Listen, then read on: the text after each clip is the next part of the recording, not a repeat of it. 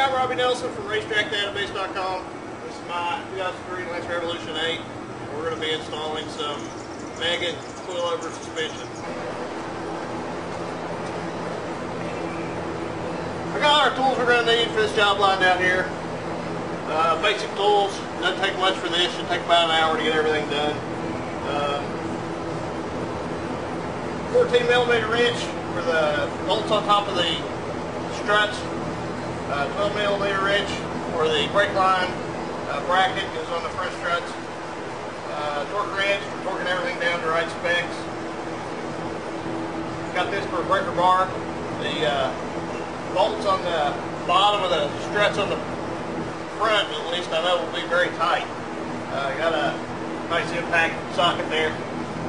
Got some fishing line and a level and a ruler. I'm going to try and rough in the alignment. Whenever you do this kind of suspension work, it throws the alignment completely out, especially with me. I'm going to be lowering the car about an inch today. So hopefully we can get it lined back in where it doesn't go all over the road and ruin my tires by the time I get it lined. I moved the car out of the garage. The garage has a drain in it, so I'm a little worried about how level it is out there. But out here on the driveway, I think this is fairly level. Just for checking the ride height, getting our alignment roughed in, we're going to use right out here. We've measured all four corners of the car from the center of the hub of the wheel up to the top of the fender well. So we've got a good baseline of where the car sits right now. Alright, we checked the driver's side front up. Now we got to take the wheel and tire off.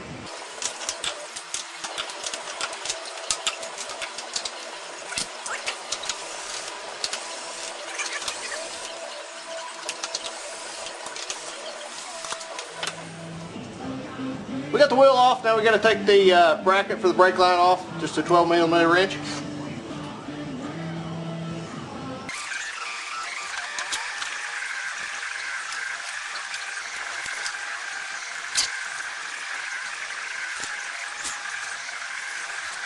I said this was going to be the hardest part, but this first bolt was already broken loose. The other one might not be so easy.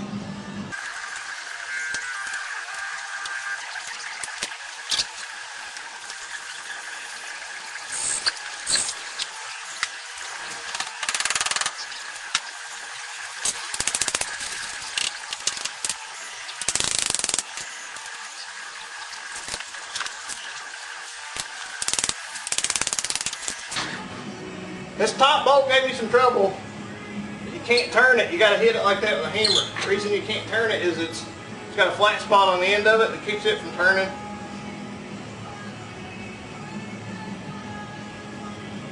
It has an eccentric spot in it, so it has to be kept in place to keep that eccentric spot. That's to give either 1 degree negative camber, I think, or 2 degrees negative camber, depending on which way it is. You got to be careful when you put it back in to put it back in the right spot.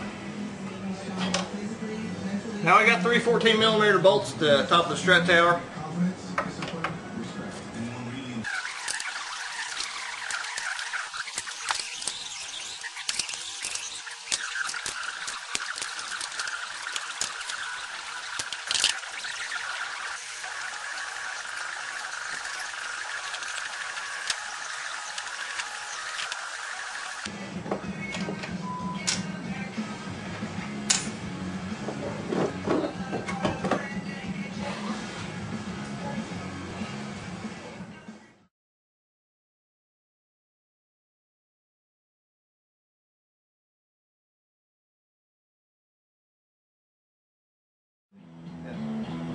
There's really not much to this. You just stick it back in, put the bolts back on.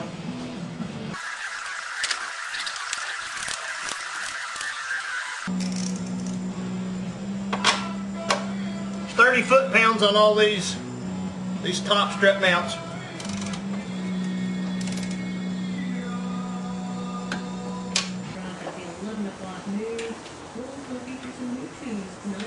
Not anything hard here either. Bottom bolt, pretty easy to put in. Got my brother lend me a hand. Lift up on the suspension a little bit, line the hole up. Now the top one, like I said, when you took the top bolt out, it has an eccentric part right around the top. There's also a little arrow on the end of the bolt, and depending on the way you got it in there, you may have more camber than what you want. I want all the camber I can get because I autocross and take this car to the track. The stock suspension, when it comes from the factory, has that little arrow pointed to the inside. If you flip it to the outside, which is 180 degrees, it will only go those two ways, in or out. I have mine out. That gives you the most camber. Inside, the arrow's pointing in, that'll give you less camber. If you got more camber, that's going to wear your tires a whole lot. I can show you that on my tires. Inside my tires look like crap. I have them swapped on the rim every once in a while, inside out, to take care of that a little bit. But I'll be going with the arrow out.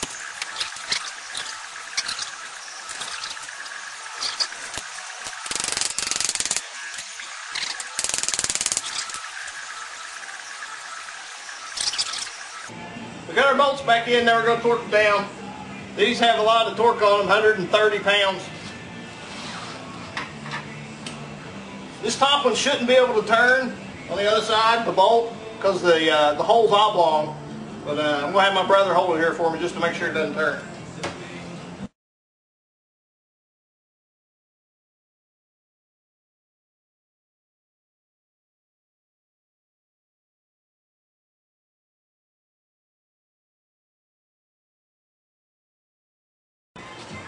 There's nothing to hold the bottom bolt from turning, so you'll have to have somebody else hold it with a wrench.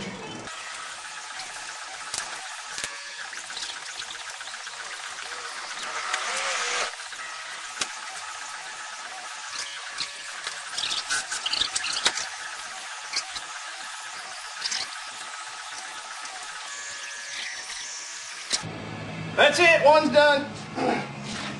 Remember to be good boys and girls and torque your wheels down.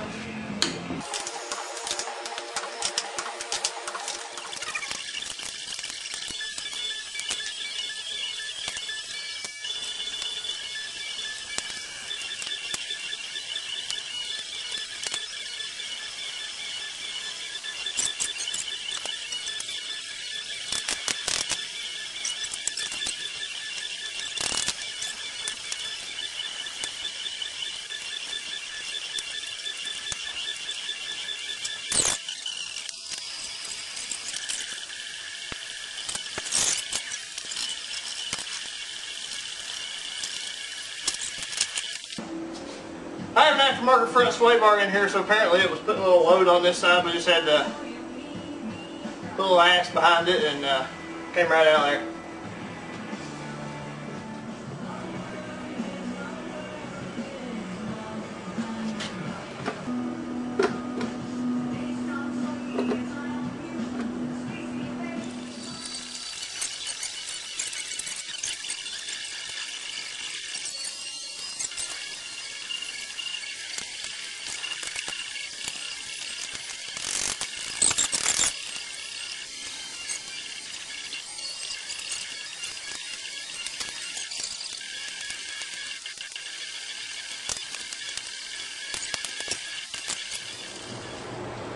Two down, two to go. We're going to start on the backs.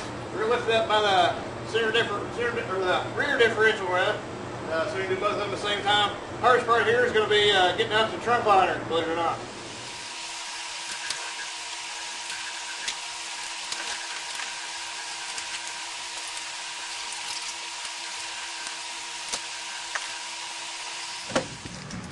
Trunk liner's held in by these little plastic rivets and they suck. It's me and my brother have come to find, but I'd recommend not trying to get the little centerpiece out.